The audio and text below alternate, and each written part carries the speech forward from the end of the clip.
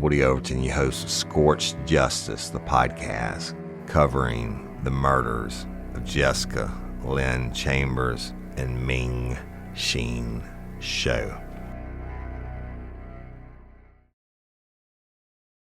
Hello, listeners. I'm your host, Amara, and this is Black Girl Gone, a true crime podcast.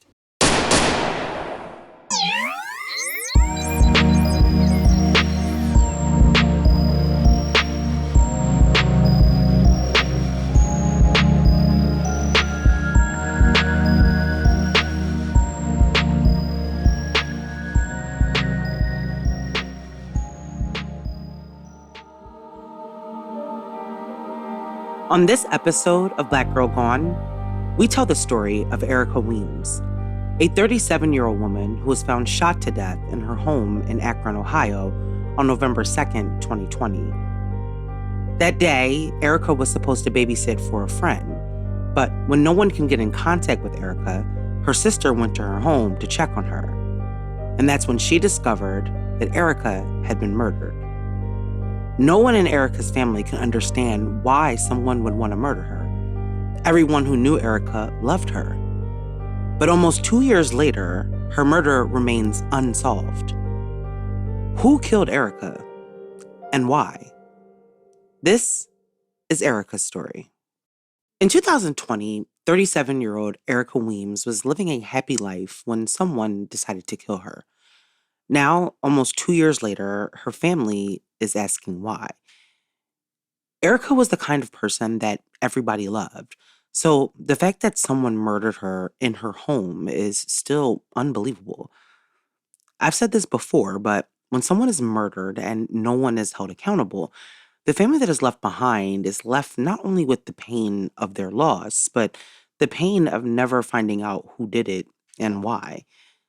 Ericka was born on October 3rd, 1983 in Akron, Ohio, where she was raised by her parents, Brenda and Daryl Weems.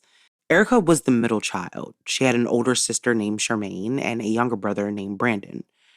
Her sister Charmaine told Dateline in 2021 that growing up, Ericka was like the annoying little sister, but as they got older, they became really close.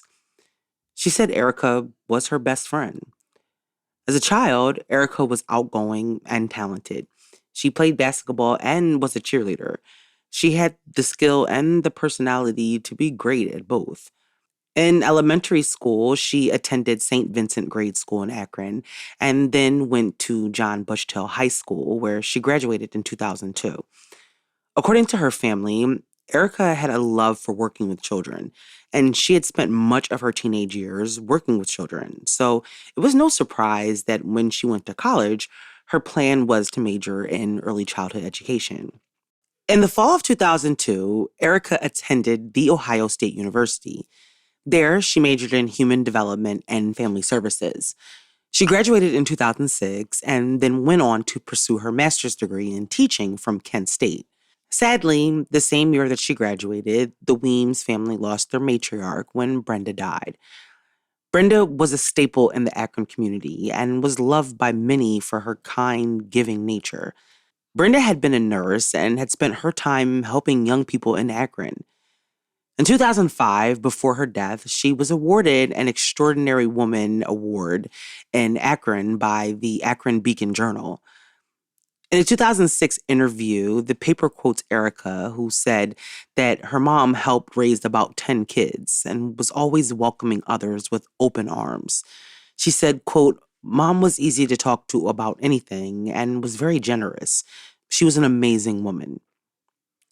Considering the kind of woman that Brenda was, it's no wonder where Ericka got her passion for helping others from. Like her mom, Ericka dedicated her life to helping and uplifting other people in her community. And despite losing her mom, Ericka continued school and she completed her master's in 2007. After graduation, Ericka settled in Columbus, Ohio. And in 2012, she achieved her dream of opening up her own daycare. She named it Recess Child Development Center. And according to her family, Ericka helped many families in Columbus during her years there. It was very important to her to make sure that the children at her daycare were well taught. She wanted her daycare to be a safe space where children were both educated and cared for. Back home in Akron, she started a nonprofit called Young Black Professionals Coalition. The organization was composed of young Black professionals in Akron who were dedicated to helping mentor high school and college students. They hosted workshops and seminars dedicated to young Black people in the community. Their website said that, quote, the focus of YBPC is to encourage the ongoing education of African Americans, be a positive, active, and effective citizen within the community, enhance the personal and professional development of its members, and provide a place for young professionals to network with ambitious Black professionals. One of the organization's many initiatives was #LunchBag Akron, which fed hundreds of local children several times a year. It's obvious that Ericka's impact in both Columbus and Akron were major. The people who knew Ericka the best were not surprised by the path her life had taken. She has always been someone who wanted to help people, and so she was doing exactly what she loved. In her personal life, Ericka loved to travel and spend time with her family. According to her family, at some point, she had met a man and the two had gotten engaged, but Ericka had broken off the engagement.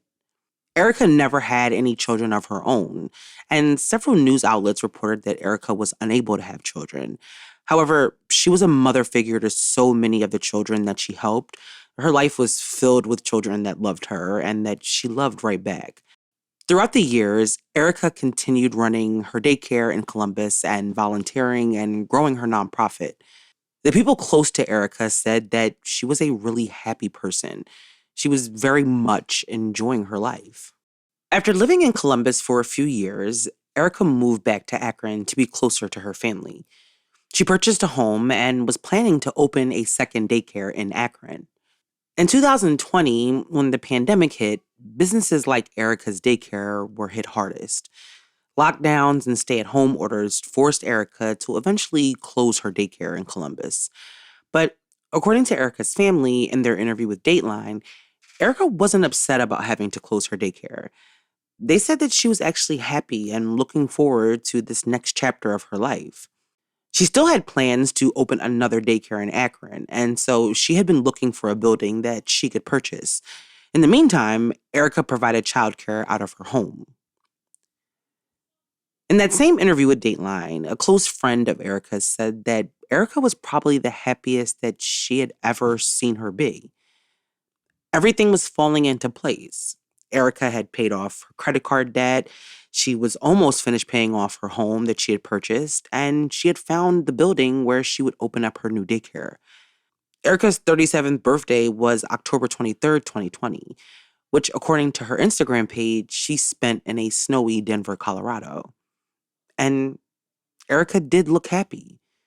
She seemed to have enjoyed her birthday trip to Colorado, but everything was about to change.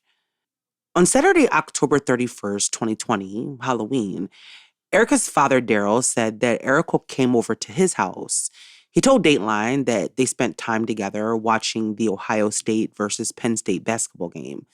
After visiting for a while, Daryl said that Ericka received a phone call from someone. He said that she told him that she was leaving to go meet a friend, but she didn't say who she was meeting, and she never mentioned whether the friend was male or female. Daryl said that Ericka left his house around 9 p.m. He said he told her to call him when she got in, but Ericka never called. Now, the next day, he said that he tried to call her several times, but his calls went unanswered. Sunday came and went, and no one had spoken to Ericka. This behavior was unlike Ericka because she always kept in contact with her family. It was just very weird for no one to have spoken to her. And their calls to her phone began going straight to voicemail, and their text messages went unanswered also. And so that's when they really began to worry.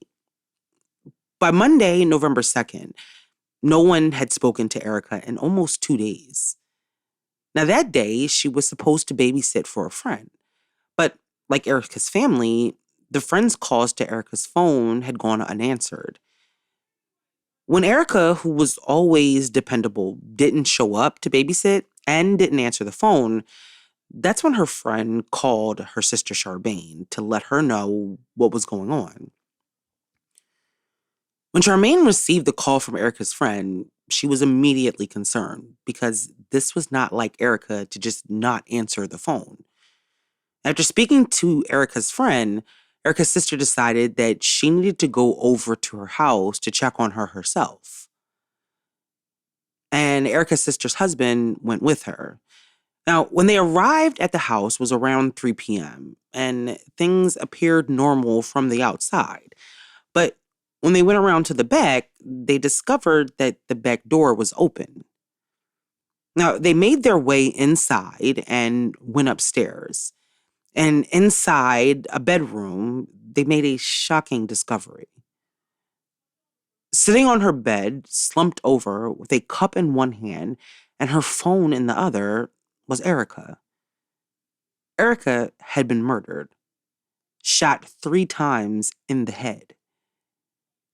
When her sister found her, she had no idea what had happened to Ericka, but she knew for sure that she was dead and had been so for a while.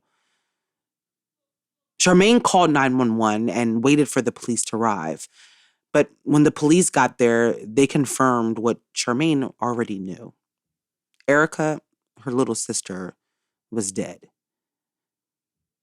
Discovering her sister's body was devastating for Charmaine. She and Ericka had been inseparable. It was, I'm sure, the last thing in the world that she thought that she would find. But not only was Ericka dead, someone had come into her home and murdered her while she sat on her bed.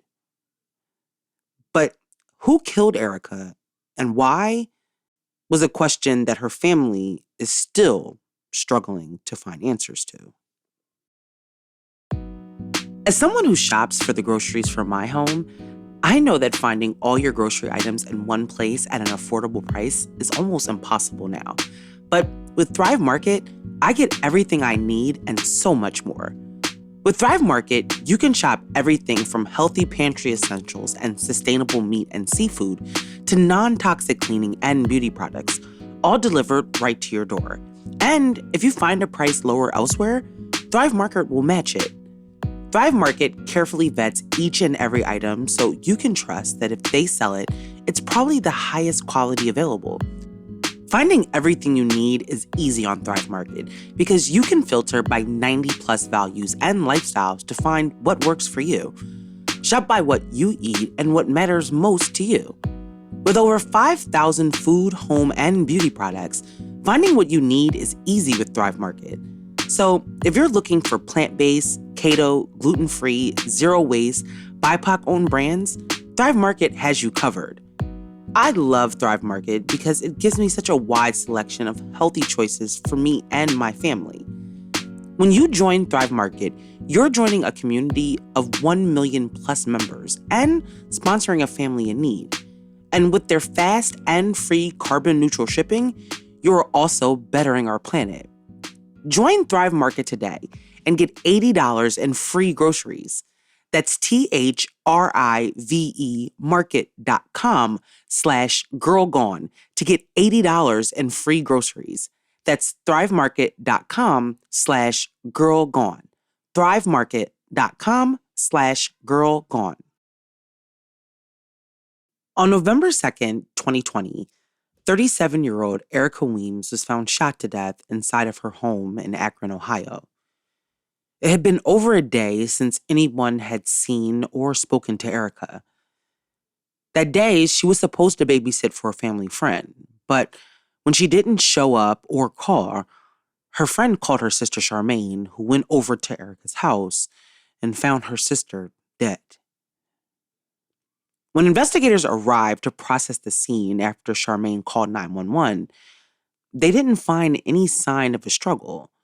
Ericka was wrapped in a towel, and investigators believed that she was either getting ready to shower or had just gotten out of the shower. There were no obvious signs of a break-in either. However, According to reporting done by WKYC3, it says that her purse was missing, but that several other valuables were left behind. No weapon was recovered, which is not that surprising, but what is surprising is that there were no shell casings found at the scene.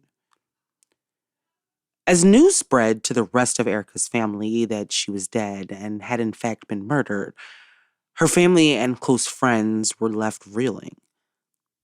Ericka was the last person in the world who they could have imagined being murdered because, like I said, everybody loved Ericka, and she didn't have any problems with anybody.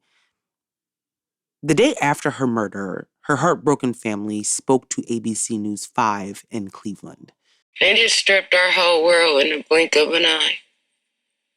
Like, she was just so special. Please. Like, I never even would have thought I would have ever been in this position. Just please tell somebody something. Within a day of her murder, Ericka's story was featured on several local news outlets around Akron. But it was on November 4th when LeBron James tweeted about Ericka's murder that it caught national attention. You may be wondering why LeBron James, the NBA star, would be tweeting about Ericka's murder. I mean, beyond the sheer senselessness of her murder in his hometown of Akron, LeBron not only knew Ericka, he knows her entire family. In his tweet, he wrote, "Akron, Ohio. My brother's sister was murdered this past weekend in her home. My brother's family needs answers to why and by whom. My city, I need y'all to go to work and find out who did this awful, shameful, disgusting thing to such a caring, loving angel. Hashtag justice for Ericka Weems." I mentioned earlier that Ericka told the Akron Beacon Journal that her mom had helped raise about 10 children. Well, one of those children was LeBron. He said that Brenda was like a second mom to him. LeBron had known the Weems since he was 8 years old. Brandon, Ericka's younger brother, played football with LeBron when they were kids, and eventually they both attended the same high school where Brandon played basketball alongside LeBron. Over the years, LeBron had spent a lot of time with the Weems. And at the time of the murder, Brandon was working for the Cleveland Cavaliers as the scouting director. The Weems were very important to LeBron, and Ericka's senseless murder affected him deeply because Ericka was like a sister to him. With a national spotlight on Ericka's murder, her family hoped that it would lead to information about who killed Ericka. 5 days after LeBron tweeted about Ericka's murder, the Cleveland Cavaliers announced that they were offering a $10,000 reward for information leading to an arrest. On November 9th, they released a statement that said, "The entire Cavaliers organization was terribly saddened to learn about the recent tragic death of Brandon Weems' sister, Ericka. Our hearts are heavy and filled with pain over this senseless act. We express our deepest condolences to Brandon, the entire Weems family, their loved ones, and the Akron community. We will be with Brandon throughout this extremely difficult time and will offer our assistance and resources to help find justice for Ericka." On November 12th, 2020, Ericka was laid to rest. LeBron James gave the eulogy, and in it he said, quote, "Everyone understands the angel we lost here on earth, but know that she is in a better place." He went on to say that we will find justice and we will get justice. I promise you that. Everyone who loved Ericka wanted just that, justice. They wanted whoever had taken Ericka from them caught and put in prison. But even with the attention from LeBron, the Cleveland Cavaliers, and the national media at the time, investigators were having a hard time finding any information about who killed Ericka. The autopsy had revealed that even though Ericka was shot 3 times in the head, it was the shot to her temple at an intermediate range that killed Ericka, according to the autopsy report that was obtained by WKYC3. The report also stated that the other wounds Ericka sustained were superficial. They recovered fragments from 4 bullets. But details about the police investigation are pretty much non-existent. And so we don't know what investigators have found. They have said that there are things about this case that they are keeping tight-lipped because it's information that only the killer would know. But the biggest question investigators have had is, did Ericka know her killer? There appeared to be no signs of a struggle and no forced entry, and Ericka was in her towel when she was murdered. Now, the neighborhood where she lived in Akron was known to be a high crime area, and so it's questionable whether or not she would have left her back door open while she went to go and take a shower. But when someone is murdered, investigators usually start with an intimate partner, if there is one. And although there is very little information about Ericka's personal life, it is reported that Ericka was dating someone when she was murdered. Now, no information exists about him publicly, but according to reports, police did question him, as well as Ericka's former fiancé. Investigators said both men have been cooperative and were not being considered suspects. Investigators explored the theory that Ericka's murder could have been random.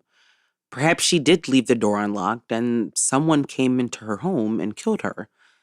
I mean, maybe the fact that she was in a towel with a cup and a phone in her hands meant that the killer had caught her off guard. But after her murder, Ericka's sister learned about a strange text that Ericka had sent to a friend in the days before her murder. Now, in that message, Ericka said, "I opened the door for a stranger in my towel because I thought it was you, LOL." Now, Charmaine told Dateline that when she learned about the text, she thought it was very strange. She also wondered why her sister had never told her about it. Nonetheless, it seemed like a very scary coincidence. It's not known what Ericka said to the stranger who knocked on her door, or if she ever told anyone, if they said why they were at her house. I mean, could the stranger have come back? Did they decide that after seeing Ericka the first time that they wanted to kill her? And if so, why?